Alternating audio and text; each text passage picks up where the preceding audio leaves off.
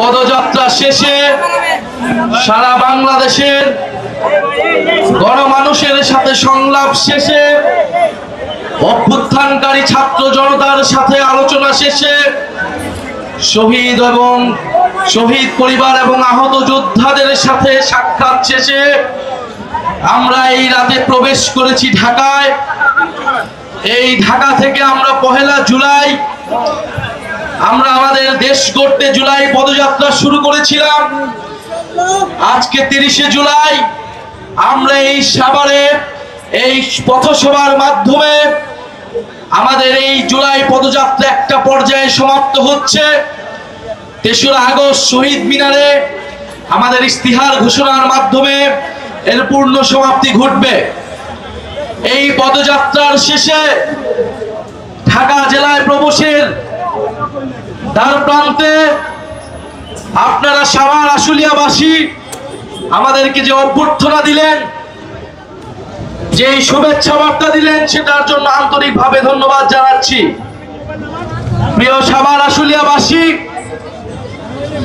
আমরা জানি যে এই সাভার, এই আশুলিয়া, এই বাইপাইলের পয়েন্টে গণ অভ্যুত্থানের সময় আমাদের ছাত্র জনতা বুকচি দিয়ে লড়াই করেছিল ফ্যাসিস্ট শক্তির বিরুদ্ধে। সাভার আশুলিয়া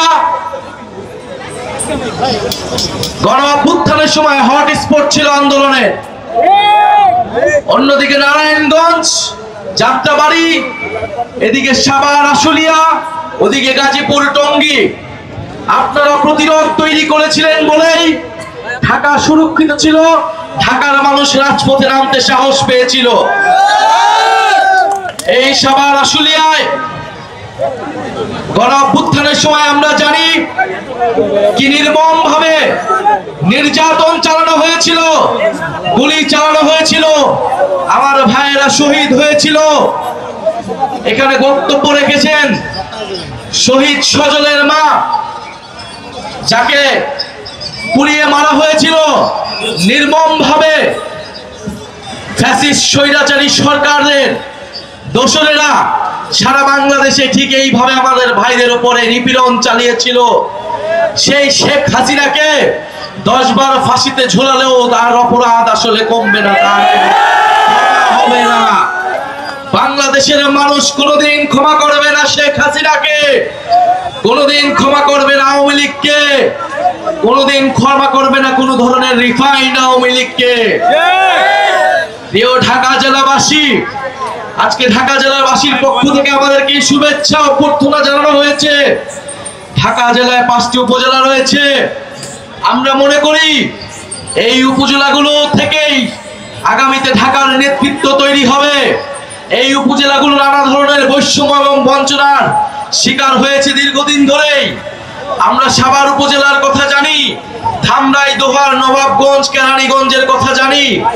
আমরা মনে করি এই 5টি উপজেলায় অনেক সম্ভাবনা রয়েছে, শিল্পাঞ্চল গড়ে তোলা সম্ভব, শ্রমিক অঞ্চল রয়েছে এই সাভারেও। কিন্তু শ্রমিকরা নানা কারণে এই আন্দোলন গড়ে তোলে, কারণ শ্রমিকদের ন্যায্য মজুরি দেওয়া হয় না।